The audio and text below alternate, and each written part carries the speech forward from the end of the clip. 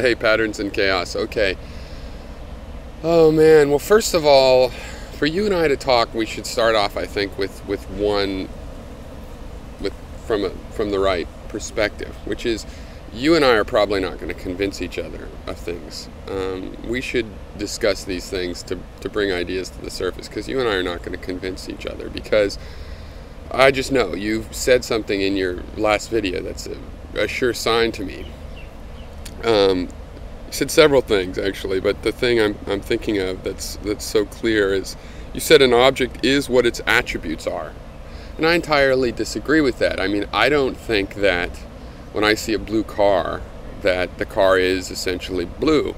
I mean, blue is something that the mind tags onto light of a certain wavelength. Just like we tag pain onto when we're damaged. The pain is not in the knife or the rock touching the body. I mean, the pain is tagged on to something we recognize as damage to us. The damage is not in the event. It is a part of our interpretation of wanting to sustain ourselves. Is the sky blue? What is the sky? I'm looking out into space and it seems blue.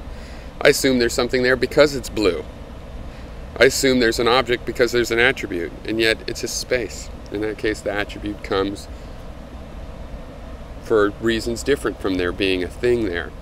Now you can deduce what a thing, is from its attributes. You can start to deduce that, but there's an extra step of indirection. It's not that that thing is the attributes, it's just that the attributes tell you something.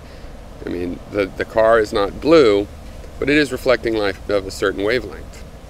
And the fact that I see blue can tell me what wavelength that is, and so on. You criticize Nietzsche's style for being too confusing. But isn't the world confusing? You said, why don't people just think for themselves? Well, when people read Nietzsche, they have to think for themselves. That's what that means, that everybody's getting a different interpretation. Is that Nietzsche's bringing up a lot of subjects that we then think on ourselves. We can't. Nietzsche doesn't, as far as I can tell, it's intentional in Nietzsche's philosophy that he insists we think for ourselves. He does not try to just tell us. Now, as opposed to Kant, good old Kant, who, was trying to tell us very clearly something we could follow, but then again, it wasn't entirely honest. I mean, he's trying to justify a Christian ethic on a secular grounds. He had sort of an ulterior motive. I don't think you could criticize Nietzsche the way you have unless Nietzsche didn't create any good analytic tools, and he did. His analysis of I think, therefore I am breaks that down much better than Descartes did, and he furthermore did give us some of his on his artistic and poetic side, because yes, I think he's an artistic philosopher, but I just don't think that's a problem. Statements like God is dead have a lot of meaning to them in the cultural history of man, and it's a metaphorical statement, by a guy that never believed God, truly lived as described. But God, the concept, lived, and so saying God is dead, it does end up having meaning. And there's a lot of tools like this in his analysis of how he looks at things that are useful tools. And that's all we've ever really gotten out of philosophy. All the particular philosophies that tell us believe this way, that way, those are all controversial and they all have serious flaws. But the tools of philosophy, the logic and stuff that comes out, is useful. And it's the same with Nietzsche. You read Nietzsche, you might not know what he's trying to say you should believe, because he's not saying you should believe a particular thing. But he does offer tools, useful tools you can use to think for yourself. So it seems to me you ought to have more of an appreciation for that based on what you said before about people thinking for themselves. The reason to use language if objects are not their attributes is because language allows us to speak approximations, not in essences of perfectly what an object is, but in approximations and in appearances. And why does that work? Well, it's because our whole life is just processing appearances. So if we have some approximate truths that allow us to deal with the appearances we have, then we have something useful out of that. Now Nietzsche, it's funny you say succinct, because I think you have something muddled. Succinct and clear are not the same thing. Nietzsche had one of his famous quotes, or anyway, one of his quotes, is that he would write in 10 sentences, he claimed, what other philosophers would write in a book. Now, that's succinct. On the other hand, it's not as clear. You know, he's talking about people like Kant, who would have written a whole book on it and been very, very, very clear. Okay, so to have a 20-page intellectual thesis on something is not necessarily as clear as 10 sentences getting straight to the point. Now, I happen to like breaking things down. I like both the 10-sentence version and the book version. But I think you muddle the two when you're talking about clarity and you're talking about being succinct at the same time. And I think Nietzsche made his philosophy difficult to put a handle on, just exactly so that people couldn't just wrap him up and say, here's what he thought, and then that's that. No, because it's an ongoing process, philosophy. We are supposed to think for ourselves. And Nietzsche wrote a lot about thinking for yourself. He wrote a lot about how the masses are controlled. He wrote a lot about the dogma that is put upon the masses, basically, to control them, and slave moralities.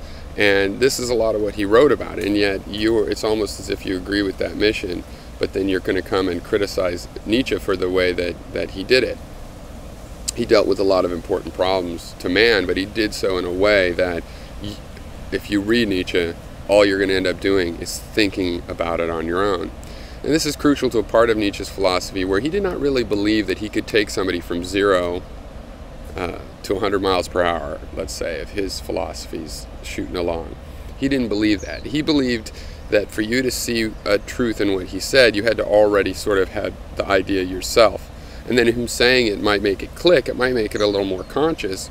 You might have a Eureka moment, but in reality, you'd already been working towards that conclusion. And so this was all about a philosophy that causes people to think for themselves. And I wish more philosophers would write things that way. And it's not to say that there are no conclusions in Nietzsche. There are, for example. I mean,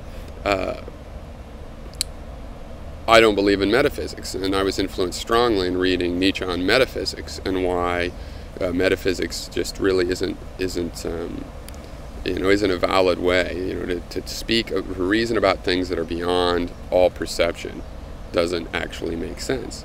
And see, that's useful. But if we want to take the whole of his philosophy, it's not the kind of thing that someone would say, well, I'm Nietzschean, and then believe everything. It wouldn't make sense at all. He talks about some of his truths being very personal. I mean, one of the things people have against him is he wrote some things that, pretty unflattering about women, and false things I don't believe. I think there's no real apologia for what he wrote, except for that he also wrote that they were very personal truths. And frankly, they look like they were put in there to make it so personal. I mean, Nietzsche did create a kind of an enigma in his philosophy compared to other philosophies, whereas other philosophers try to create worldviews that you can just adopt. He didn't do that. And on various levels, he didn't do that. One was the way he wrote, but another was he put in personal things and whatnot that you're not supposed to be able to say that I believe what Nietzsche said instead of having to describe. Because if you say I believe what Nietzsche said and everybody is taking different interpretations, you still have to describe what you really think. In other words, your interpretation of Nietzsche, which will end up making your statement about what you personally believe and not necessarily what Nietzsche believes. In terms of believing contradictions, I think that's a difficult issue. I think a lot of people, especially the type that love Kant or Aristotle's approach, what is really a contradiction? I mean, it's good to be generous, right? But is it a contradiction when I say it's also good not to be generous? I mean, because it depends on the situation, because that's what you were talking about. People taking a philosophy based on a particular context. Well, I believe it's good to be generous, but if I'm lost at sea on a boat, I believe it's good to be very conservative and not particularly generous. Fair, but not particularly generous in how you hand things out. The context that you're in does define how you should act, what makes sense in a particular situation. So is it really a contradiction? No, because the difference is the context. When people have the same context and choose different solutions, then there's a problem. Then there's hypocrisy. If when I have no money, I think the society should give me money to survive and make it to my next job. But I don't believe that if somebody else doesn't have money, they should get money. That's the kind of contradiction we don't allow, because it's the same reference frame, humanity. And the difference between one individual human and another is taken into account because we're talking about humanity, and all the individuals are examples of individuals of a group, and they have the same quality within that frame of reference as humans. And so, of course, they should be treated the same. But if the situation really is different, then the rules that you're going to use to analyze that and the results of that analysis are also going to be different. So I'm much more tolerant of contradiction for that reason, apparent contradiction, because most apparent contradiction is not true contradiction. And because of relativity, there's some things that used to look like they were real contradictions that are also just apparent contradictions.